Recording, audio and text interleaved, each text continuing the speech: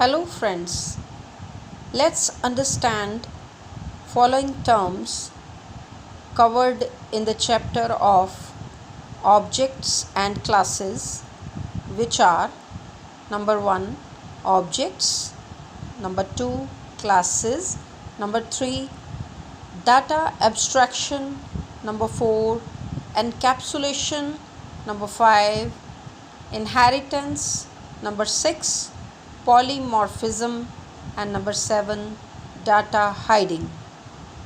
My dear friends, first of all, let's understand the concept of objects. As in our previous lecture, we have already understood a little bit about objects. Let me tell you again that in OOPS languages such as C++ and Java, our main problem or project or program that can be divided into smaller components, and these components are known as objects. They are also known as instances. So these objects can always communicate with each other through functions or methods. Now let me tell you few examples of objects of real world. My dear friends, as we all are students and teachers, we are well known about this pen. We all know about the pen. Yes, pen, we use pen every day, right from the childhood. If anybody is teacher or anybody is student, so it is visible to us. Yes, we can see it. It has definite shape and size. Everybody has its own every pen has its own shape and size. It can be brought into thoughts and figures. Yes, we can think about it. If we have lost our pen, we can think about where did we keep it, how come we have lost it, and so and so. So this is a real world example of the object. So pen has characteristics and behavior. Every pen has different characteristics, and such as ink, then cap, and its refill. And pens have the behavior. All the pens have kind of same behavior, that we use them to write on the paper.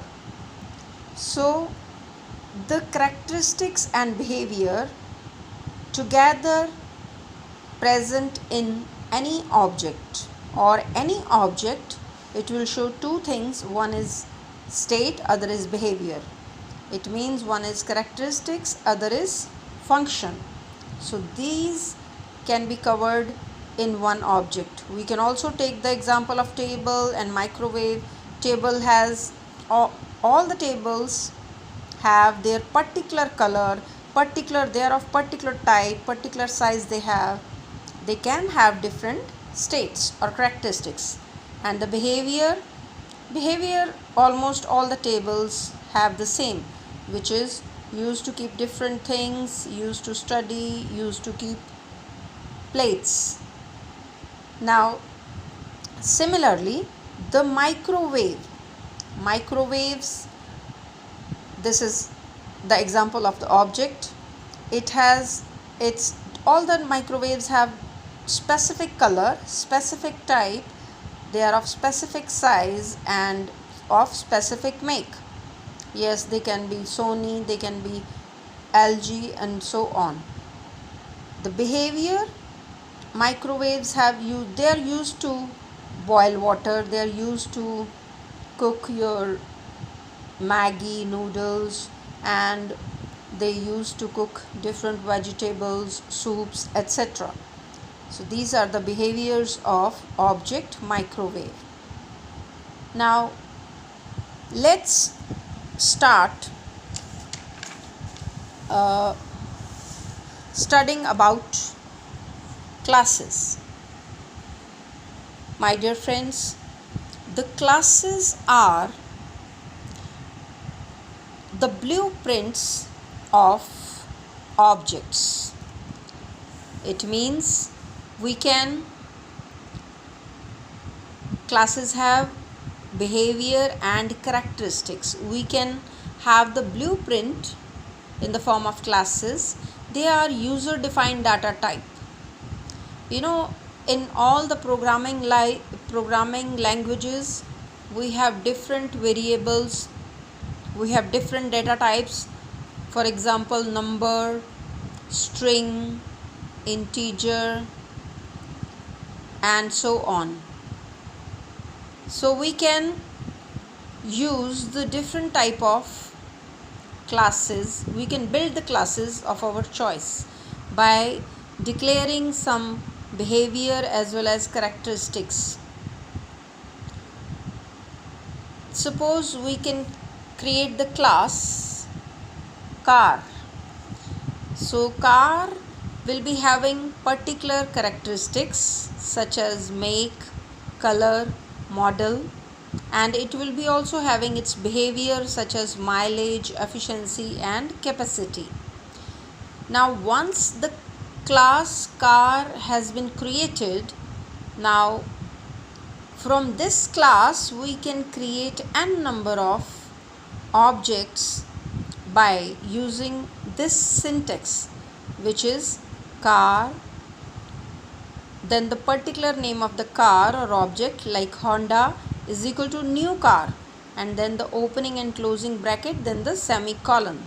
So by writing this particular line or by following this particular syntax, we can create our object of the name Honda, which will be having the class car. So car, which is the class name, will always be prefixed with the name of object. Now the second example is car nano is equal to new car, and then opening closing bracket and then the semicolon. And by third example is car Maruti is equal to new car, and this is what is the syntax to create objects from a particular class. Here the class name was car and the object name was Honda, Nano, and then Maruti. Now the characteristics and behavior of each object described under the class car can be illustrated just like whatever has been illustrated in this particular table. Now characteristics of Maruti, Nano, and Honda, they can be different, but the behavior is same. All the cars, no matter what make they are, what color they are, what model they are used to take us to our destination. So the behavior will be mileage, efficiency, and capacity. So the work will be the same, function will be the same, but the characteristics are different. So this is what was about classes. Now one more example of the class we can have, like student can be the class, but particular names like Amit, Vikas, Vishal, Sanjay, these can be the objects, right? And similarly the class can be the class. For example, the class, we can give class as a class name, and then we can give the names 8th, 9th, 7th for the objects. So here they have given the example in this table that class student, now the name and standard admission number, date of birth, blood group, address and phone number. These are the attributes of the class student.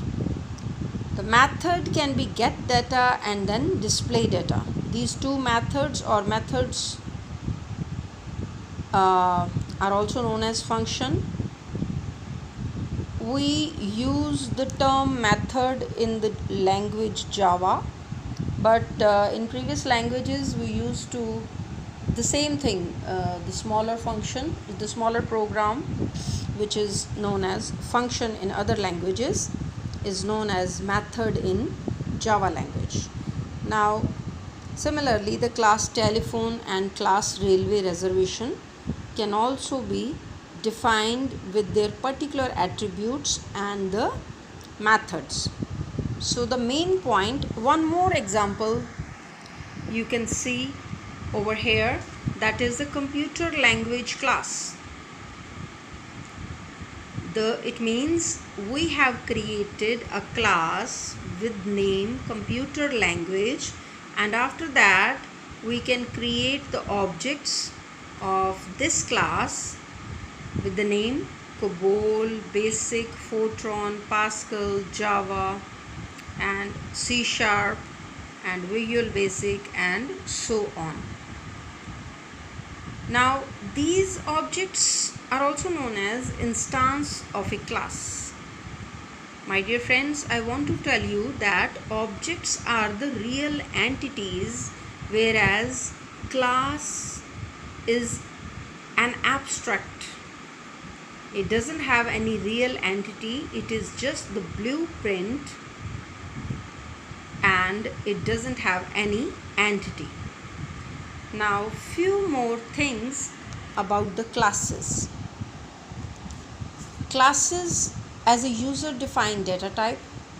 My dear friends, classes are user defined data types.